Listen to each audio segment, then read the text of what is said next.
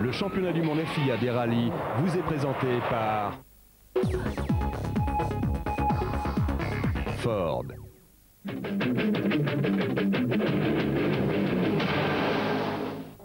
L'image du jour de la deuxième étape du rallye de l'Acropole, 45e du nom, c'est un Carlos Sainz à l'attaque, en pleine attaque, et qui va réaliser de superbes performances dans cette deuxième étape donc, du rallye de l'Acropole, ainsi que d'autres pilotes Toyota, vous allez le voir tout à l'heure.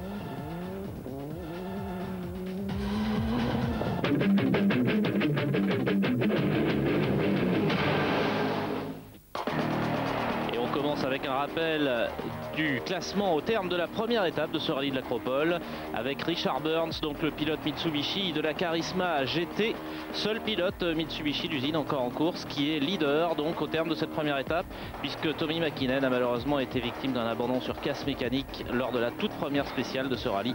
Richard Burns donc qui menait avec 2 secondes 4 d'avance sur Colin McRae, le pilote Subaru. 3e Didier Auriol avec la Toyota Corolla. Et Richard Burns, donc on voit là le classement au terme de cette première étape. Richard Burns qui va devoir ouvrir la piste pour cette deuxième journée du rallye de l'Acropole.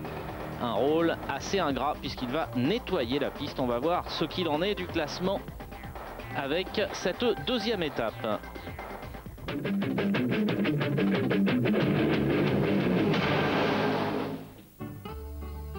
Voilà, une deuxième étape qui compte 5 spéciales. Il y en avait 7 de programmées dans la première étape. En fait, 6 seulement ont été courues puisqu'une a été annulée. Et donc 5 spéciales à couvrir sur un total de 128 km, 14 pour les pilotes encore en course dans ce rallye de l'Acropole. 8e des 13 épreuves du championnat du monde des rallyes 1998. Avec toujours des paysages superbes et les 2 premières spéciales qui s'enchaînent avant la première assistance à Gravia sur un terrain assez rocailleux où il va falloir épargner les pneus. Et pourtant Colin McRae, donc le deuxième du classement général, va attaquer d'entrée et signer le meilleur chrono dans la spéciale 8, donc la première de cette deuxième étape, et le 5e temps dans la spéciale 9. Cela lui fait un total de 2 victoires de spéciale puisqu'il avait remporté la spéciale 5 le premier jour. Il attaque donc extrêmement fort et il prend également la première place du classement général. Son coéquipier Piero Liatti, lui aussi au volant d'une Subaru Impreza, va également faire de très bonnes performances dans ses 2 premières spéciales de la deuxième journée. Il va se classer 2e et 4e. Et il prend ainsi la 3e place du classement général.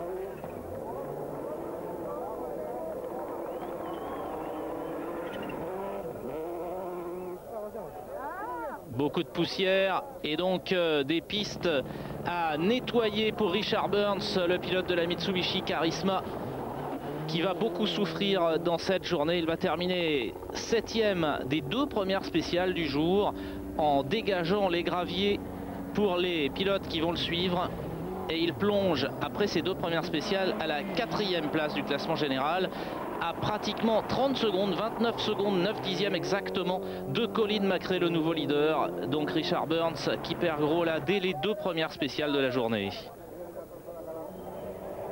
Carlos Sainz, le pilote de la Toyota Corolla, qui était assez mal placé, 7e seulement au terme de la première étape, va attaquer très fort. Il va terminer 3e des 2 premières spéciales. Il reste 7e du général, mais il garde le contact sur les leaders et il espère bien pouvoir remonter par la suite en bénéficiant d'une piste donc un petit peu plus dégagée, puisqu'il s'élance à la 7e place également dans les spéciales. Il y a donc 6 voitures qui le précèdent. Quant à Didier Auriol, le coéquipier de Carlos Sainz avec la Toyota, il continue sa remontée. Il termine 4e et 2e des 2 premières spéciales du jour. Et il passe ainsi de la 3e à la 2e place du classement général, à 14 secondes 8 seulement de Colin McRae. Didier Auriol et Denis Giraudet, donc, qui ont très bien manœuvré. Ils ont cherché les bons réglages dans la première étape et maintenant ils ont une voiture efficace. Freddy Loy remporte lui la spéciale numéro 9, la 2e du jour donc. et il a un peu plus peiné dans la première puisqu'il n'était qu'en 2 roues motrices et il a effectué un tête à queue, mais il termine quand même à la 6e place de sa première spéciale et il remporte donc la spéciale 9, ce qui lui fait gagner une place au classement général. Il est maintenant 5e à 30 secondes du nouveau leader, donc Colin McRae. À l'arrivée au parc d'assistance de Gravia, au terme de ses 2 premières spéciales, donc Didier Auriol a réalisé une bonne opération, ainsi que le souligne le team manager de l'écurie Toyota, donc George Donaldson. En fait, nous avons surtout consacré la première journée à régler les suspensions, ce qui fait que maintenant nous avons des voitures très efficaces pour cette deuxième journée. Et je pense que Freddy Lowe aurait pu encore faire un très bon temps dans la première s'il n'avait pas eu un problème. Richard Burns est donc, comme on s'y attendait un peu, le perdant du début de cette deuxième étape. Eh bien, c'est exactement ce que je m'attendais hier, c'est-à-dire que nous avons perdu beaucoup de temps sur les autres puisque nous ouvrions la piste et également nous avons beaucoup souffert. Les 2 pneus avant étaient complètement usés à la fin et ça nous a fait perdre pas mal de temps. En revanche, bonne opération donc pour Colin McRae qui prend maintenant la tête du classement général.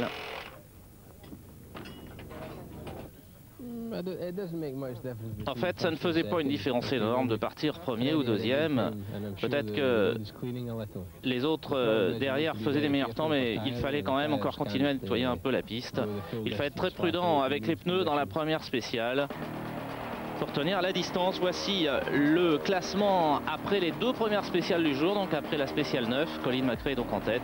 Et on voit que derrière, les temps sont extrêmement serrés jusqu'au 6e. Juha Kankkunen, 38 secondes. Ce n'est pas grand-chose, alors qu'il reste encore 3 spéciales à couvrir dans cette deuxième journée. On se retrouve après un petit break commercial pour voir la suite.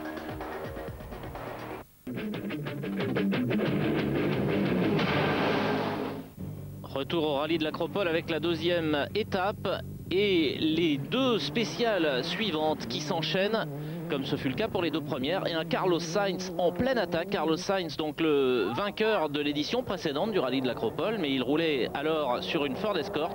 Et bien cette fois avec une Toyota Corolla, Carlos Sainz va attaquer très très fort pour tenter de revenir au classement et il va remporter ces 2 spéciales, la spéciale 10 et la spéciale 11. Il passe ainsi de la 7e à la 4e place du classement général après ces 2 spéciales. Il n'est plus maintenant qu'à 23 secondes du leader, alors qu'il était à 49 secondes de Colin McRae après les 2 premières spéciales du jour. Juha Kankkunen avec la Ford Escort attaque également très fort. Lui aussi est le seul représentant de Ford après l'abandon malheureusement de Bruno Thierry. Et Kankkunen va terminer 2e juste derrière donc Carlos Sainz dans ses spéciales 10 et 11. Et lui a une revanche à prendre. Il était 2e l'an dernier derrière Carlos Sainz sur ordre de l'écurie Ford. Il espère bien cette fois essayer de remporter cette épreuve. Il passe de la 6e à la 3e place du général et il n'est qu'à 18 secondes 1 du leader. Et le leader, eh bien le voici, c'est Didier Auriol, puisqu'il signe le 3e temps dans la spéciale 10 et la spéciale 11. Vous voyez, dans un paysage sublime mais quand même extrêmement dangereux, il ne faut surtout pas sortir de la piste, il y a beaucoup de précipices. Et donc Didier Auriol avec une voiture très très bien réglée qui prend la tête donc du classement général après 4 des 5 spéciales de la deuxième manche, avec 5 secondes 7 d'avance sur Colin McRae. Même s'il a terminé derrière Sainz et Kankkunen, il était mieux placé qu'eux au classement général et il prend ainsi la tête. Colin McRae doit donc rétrograder à la 2e place car il avait fait un mauvais choix de pneus et il a un petit peu trop économisé ses pneumatiques dans la première de ces 2 spéciales qui s'enchaînaient. Avec beaucoup de spectateurs, 7e seulement dans la spéciale 10, 4e de la spéciale 11. Il passe donc à la 2e place, mais bien sûr, rien n'est joué. Il n'est qu'à 5 secondes 7 du nouveau leader, donc Didier Auriol, avec la Toyota Corolla.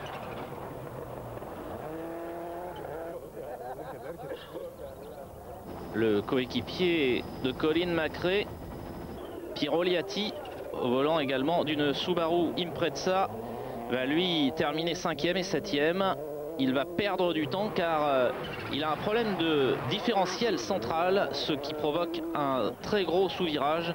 Et il va rétrograder de la 3e à la 6e place du général et perdre beaucoup de temps, plus de 30 secondes dans la 2e spéciale.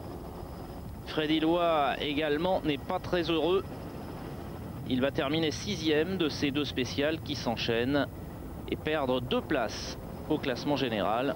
Des performances un petit peu fluctuantes pour Freddy Loy et vous voyez énormément de poussière, ce qui explique que la FIA a décidé de prendre 3 minutes d'écart entre chaque voiture pour attendre que la poussière retombe au lieu des 2 minutes habituelles, et tous les pilotes ont salué cette initiative. Cela leur a permis de partir sur une piste avec une bonne visibilité, alors qu'avec 2 minutes ça n'aura probablement été pas le cas. Uwe Nittel avec la Mitsubishi Charisma GT occupait une très belle 8e place, mais malheureusement il a dû casser dans la spéciale 11 et il abandonne. Malgré tout, Uwe Nittel explique qu'il est absolument ravi d'avoir pu se battre avec des grands noms. Il était donc 8e du général, comme Sainz et Kankunen. Donc il voit qu'il a pu montrer de quoi il était capable et il est très confiant pour la suite. Et bien sûr, Auriol, le nouveau leader, est lui aussi assez satisfait. Et il a maintenant une voiture efficace. On a repris la tête du rallye. Bon, c'est encore très long, les écarts sont encore très beaucoup d'écart entre les pilotes, entre 5-6 pilotes, donc il peut encore tout se passer, mais enfin c'est toujours mieux d'être là. Carlos Sainz explique que de rouler derrière fait quand même la différence, et Richard Burns a dû souffrir en étant la première voiture à partir, ce que va nous confirmer immédiatement Richard Burns, donc qui a perdu pas mal de temps, et notamment la place du classement général, la première place qu'il occupait au terme de la première étape. Voilà, en fait, j'espère que dans la spéciale qu'il reste, je parviendrai à rester au contact. Nous sommes pour l'instant 5e, tout est très serré, rien n'est joué, je pense que ça ira demain, on ira à fond. Et Didier Auriol aussi, bien sûr, ira à fond, puisque il va tenter de conserver jusqu'au bout cette première place du classement général. Mais vous voyez que les écarts sont extrêmement faibles, à peine 23 secondes entre les 4 premiers. Et rien n'est joué. On va se retrouver après un petit break commercial pour la dernière spéciale du jour, où il peut encore se passer beaucoup de choses sur ce rallye de l'Acropole.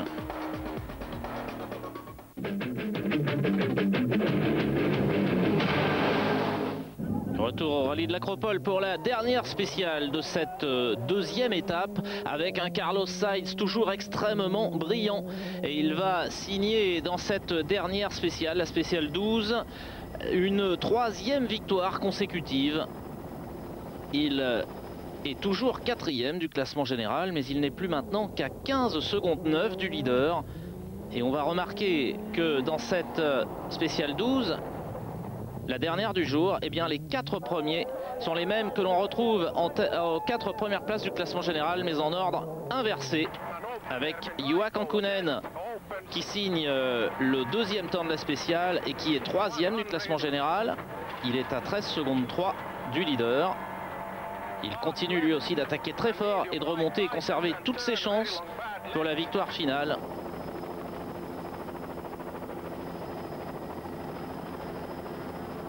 Juha Kankunen toujours très efficace.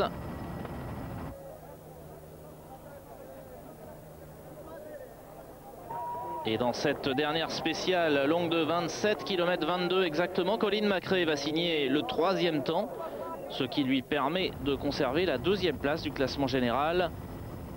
Et il n'est plus qu'à 4 secondes 8 du leader. Un leader, vous l'avez compris donc, qui est toujours Didier Auriol, mais il aura bien du mal, le pilote français de la Toyota Corolla, pour contrer les attaques de Colin McRae, Kankunen et Carlos Sainz, mais on peut lui faire confiance. Le pilote français a un tempérament fougueux, c'est un attaquant extraordinaire, et il est certain que cette situation ne le dérange pas. Il va de toute façon se donner à fond dans la dernière étape de ce rallye de l'Acropole. Il signe donc le 4e temps de la dernière spéciale du jour. Et il conserve un tout petit peu moins de 5 secondes d'avance sur Colin McRae, ce qui le fera partir en tête pour la dernière étape. Piero Liatti signe lui le 5e temps de la spéciale. Il est toujours 6e du général, derrière Richard Burns qui parvient à conserver la 5e place.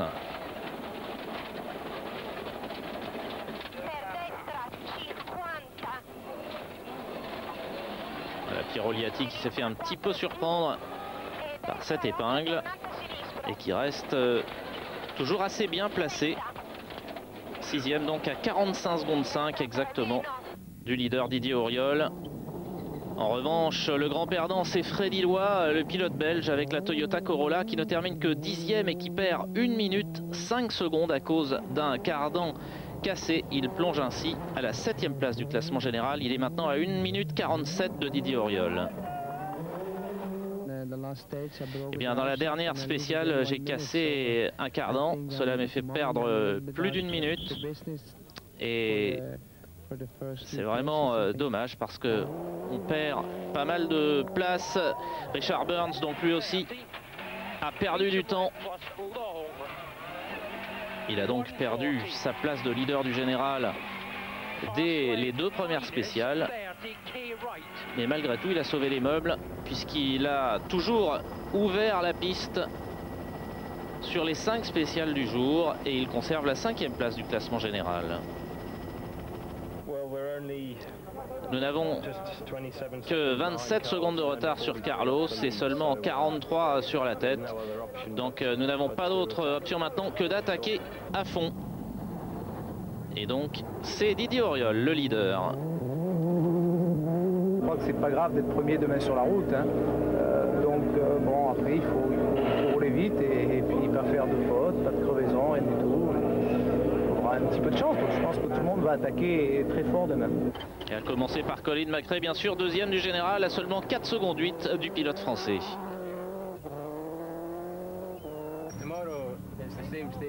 Demain, ce sont les mêmes spéciales, donc la route doit être bien dégagée. Il n'y aura pas le même handicap de partir devant. Personne n'aura d'avantage, il faudra attaquer.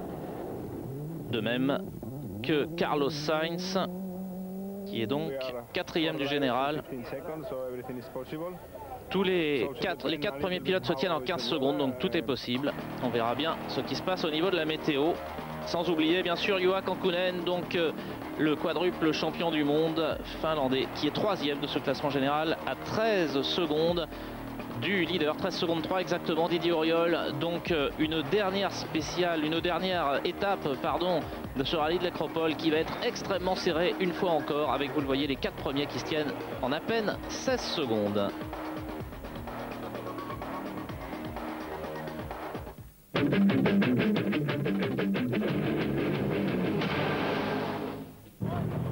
On va s'intéresser maintenant au rôle des copilotes dans ce championnat du monde des rallyes. On voit ici Denis Giraudet, le copilote de Didier Auriol, qui va nous expliquer en quoi consiste exactement son rôle.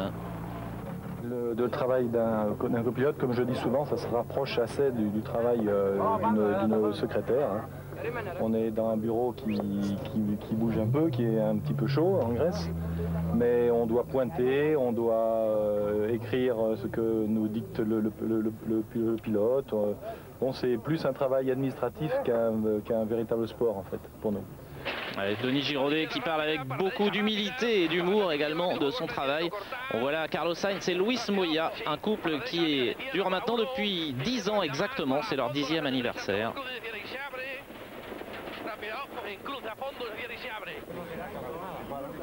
Et Luis Moya qui va nous parler du carnet de notes, du carnet de pointage, qui est un élément extrêmement important. Voilà, si vous perdez ça, en fait, eh bien, vous pouvez toujours rentrer à la maison, puisque tout est marqué là-dessus, et c'est avec ça que l'on doit pointer. Vous voyez, le départ était à 15h45, il y a là le temps pendant lequel nous devons parcourir la spéciale et faire la liaison, et il nous reste à peine 4 minutes maintenant pour aller pointer en fonction de ce que l'on doit faire. Sur droite à fond, baisse. Sur 40 mètres, attention, droite à fond, attention, place intérieure. Droite à fond, attention, place intérieure. Sur gauche à fond. Je pense pas qu'un copilote au niveau du championnat du monde, à moins de faire une grosse erreur, puisse faire gagner du temps ou perdre du temps. Les pilotes sont suffisamment bons. Si on leur annonce les notes correctement, ça ne fait pas une grosse différence. La preuve, c'est que Juha Kankkunen ou Didier ou d'autres, ils ont souvent changé de copilote et de suite, ils ont été performants. On voit là Fabrizia Pons qui a été longtemps coéquipière de Michèle Mouton. Elle a même remporté ce rallye de l'Acropole en 1982 avec Michèle Mouton. Elle est maintenant coéquipière de Piero Liatti. Et vous voyez qu'elle change les roues tandis que le pilote, lui, se repose. Voilà, donc Fabrizia Pons explique que comme tout le monde, il faut changer les pneus, intervertir les roues avant des roues arrière entre les liaisons. Et c'est aussi le travail du copilote. Voilà, Fabrizia Pons qui est considérée comme l'une des meilleures copilotes par la plupart des spécialistes.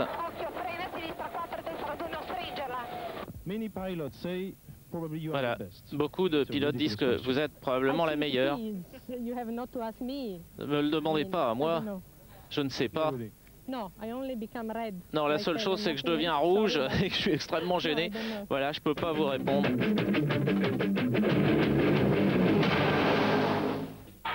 Voilà, après ce petit éclairage sur les copilotes, vous allez apprécier maintenant le travail de Denis Giraudet à côté de Didier Auriol, donc le leader après 2 étapes de ce rallye de l'Acropole. Gauche, attention, droite 62 à voir, large.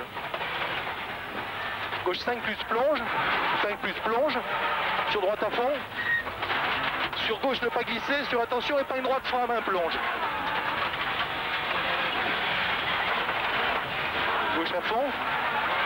Sur droite à fond, sur attention, gauche 5, attention. Attention, gauche 5, attention.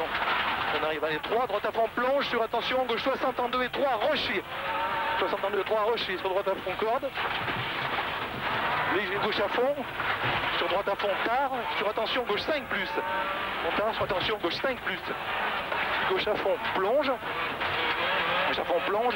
Et piège, gauche 5 plus arbre, sur attention, droite 5, attention, attention intérieure. 5 plus arbre, sur attention, droite 5, attention, attention intérieure. Attention intérieure. Gauche à fond, sur droite à fond, bosse, sur léger gauche à fond, 40 mètres piège, attention, gauche 5, attention, attention intérieure et 3 à l'arbre.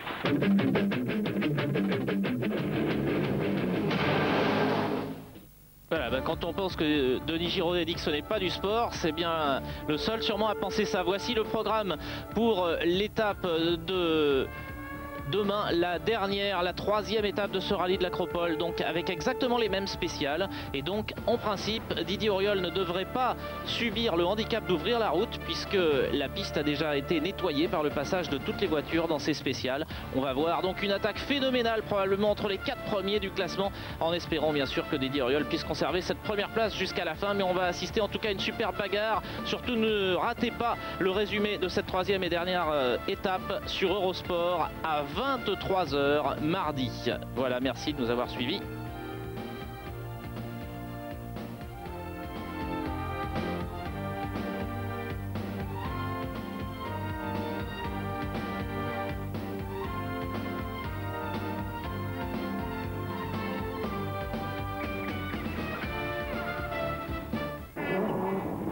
Le championnat du monde FIA des rallyes vous a été présenté par